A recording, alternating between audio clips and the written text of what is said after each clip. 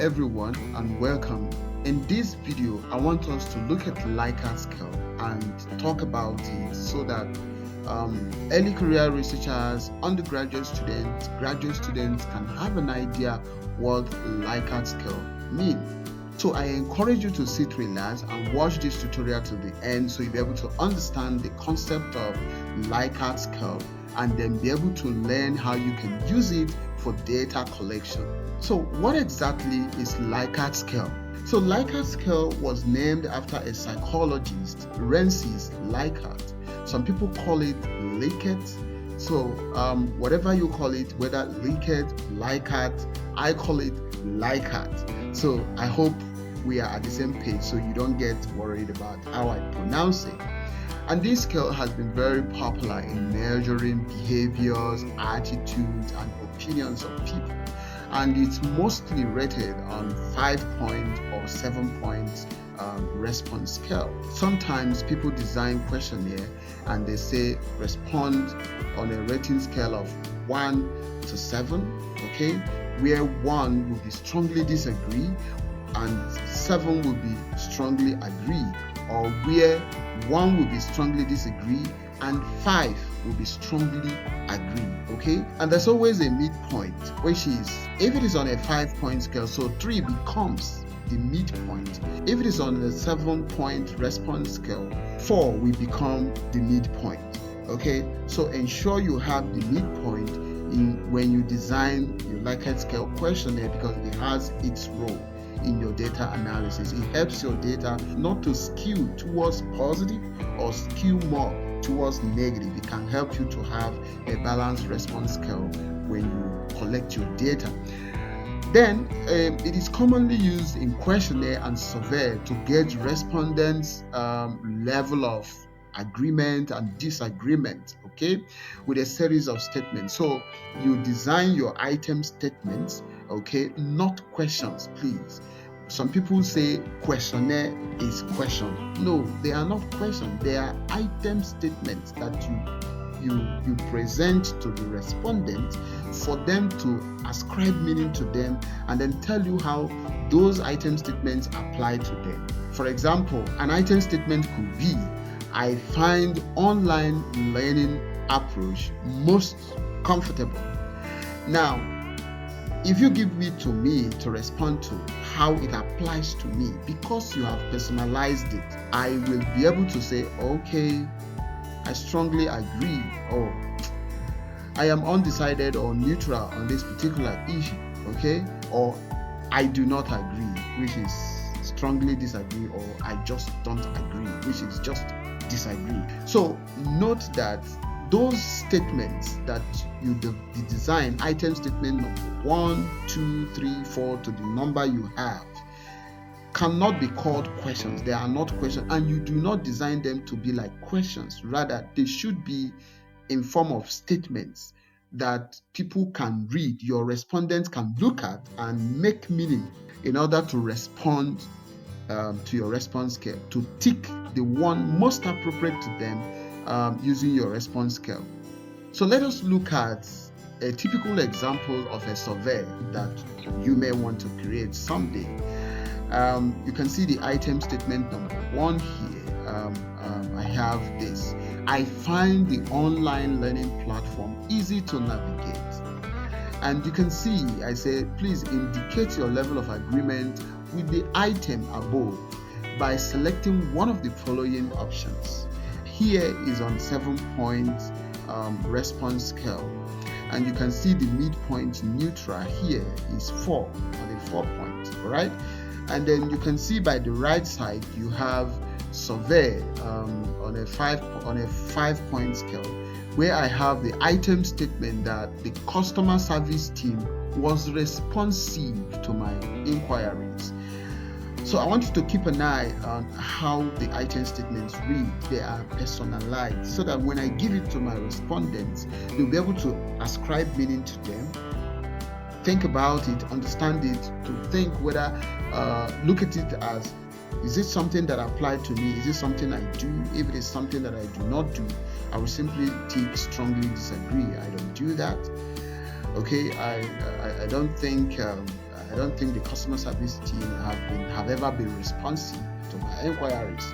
No way. I strongly disagree to that, right? So that is why it should be personalized, not to create item statements that are simply ambiguous, vague, doesn't address anything, empty statements, open statements. Okay, so we should have to avoid that. So let us look at how to create Likert scale statements. It should be clear, okay? Ensure each statement is clear and concise, and avoid ambiguity. Unnecessary long item statements, too lengthy, more than 3 or 4 lines. No, it should be very simple. You can always pause to look at this. I find the online learning platform easy to navigate. The customer service team was responsive to my inquiries. Okay, that's pretty simple, unambiguous. Make sure the statements are relevant to the topic you are researching. Next is that it should provide an equal number of positive and negative statements to avoid bias. For example, we see item statements that are always positive. For example, you have 8 item statements, all of them will all be positive statements, just like the ones I showed above. It is advisable to have negative statements. For example, here it could be, I do not find the online learning platform easy to navigate. So that can form a negative item statement for your survey, where it can help to provide equal, have a balance, all right, to avoid bias. So your data won't have to skew towards positive, because if everyone agrees, it can lead to bias. Okay. And another one is to be specific enough to elicit meaningful response, but broad enough to cover the topic adequately, right? And then try to personalize your item statements. It's pretty important, so that respondents can think about it and see how they apply to them. Let us look at the advantages and disadvantages of Likert scale. So it is pretty simple, very easy for respondents to understand and complete, which can at the same time lead to response bias as a disadvantage. Okay. And then 2 is versatility. This can be used for various topics and research areas. But again, remember that ordinal data has its own limitation. Okay, interpretation of ordinal data might be difficult. All right, provide a way to quantify subjective opinions and attitudes. All right, that could be one good advantage. So you easily quantify the opinions of people and say, yes, 200 persons agree, okay, and disagree, instead of breaking them one after the other.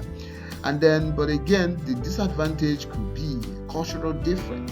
Best practices for using Likert scale. So number 1 is pilot testing. So it enables you to use a small group to first identify if there are issues within your Likert scale statements. Okay, and then balanced scale, so you can use an equal number of positive and negative statements to reduce bias. And then clear instructions, so ensure you provide instructions on how to complete the scale. For example, you can leave instruction and encourage your respondents to please read the instruction, so that they will be able to respond to your item statements accurately. And then you can use consistent formatting, although the use of consistent formatting may lead to bias, because if you use let's say consistently use 5-point response scale, and it could lead to bias. People can simply mark strongly agree, strongly agree, strongly agree, strongly agree.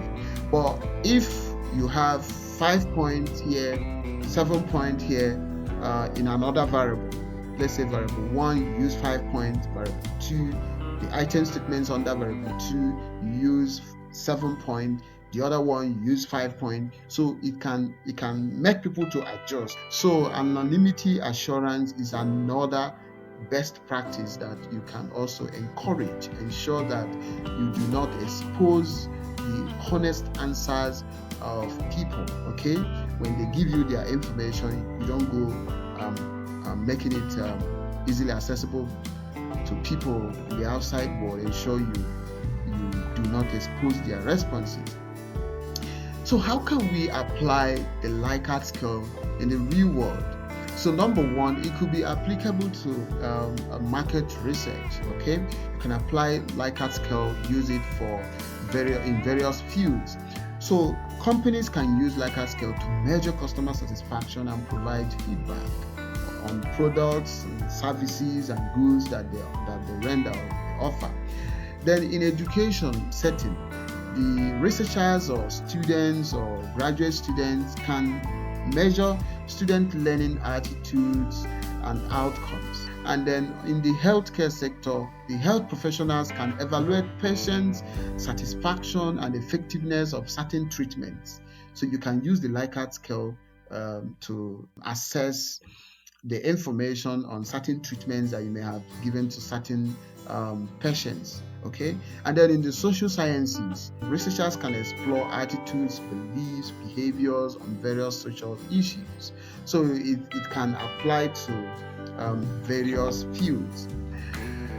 Then let's look at cultural considerations. So before you design your Likert scale, you need to put a couple of things into check.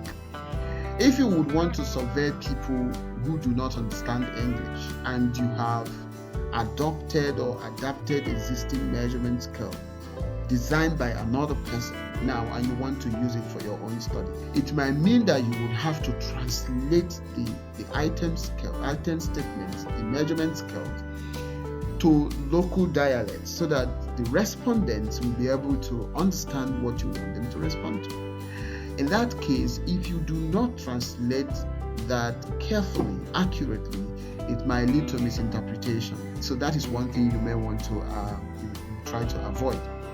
The next one is cultural norms. So you need to be careful of cultural differences in response style, because what may be extreme in one client may be just, well, neutral in other clients. Then next is pilot testing in each culture. Okay, so you can consider conducting pilot tests in each cultural context to identify and address potential issues. This is pretty important before you go into your main study. Lastly, let us look at ethical considerations. This is very important when designing your Likert scale and then using Likert scale. So the first one is informed consent. So ensure that participants are fully informed about the study and consent to participate. Okay, so you don't deceive them, you don't hide certain information from your respondents. They need to be aware of things before they can go into participating in your study. Then the second one is confidentiality. Do not go exposing them to the outside world. And voluntary participation. Ensure that participants are aware that participating in your study is voluntary, so you don't have to buy them, you don't have to give them gifts for them to participate, and that they can withdraw at any time. This is important. The next one is transparency. Provide a clear explanation of the survey purpose, okay, how the data will be used and how and who will have access to it. This is important. It could be part of the instruction that you will need before survey that they are supposed to start ticking. Then lastly, comprehensive information. So it is important you include information on the survey length. For example, this survey may take about 10 minutes of your time, and the type of item statements or questions that will be asked, and any other risk or discomfort that the respondent may likely experience. These information are important for you to provide them to for your respondents. So this is all I have for you on Likert Scale, and I hope you learned something new today. If you have questions, you can leave them down in the comment section. I would like to address them, and if it requires providing a new video, I will do a new tutorial to answer the questions. So I hope you find this video helpful, and if you do, please like the video and then share, and at the same time subscribe to my channel. Thank you so much for watching.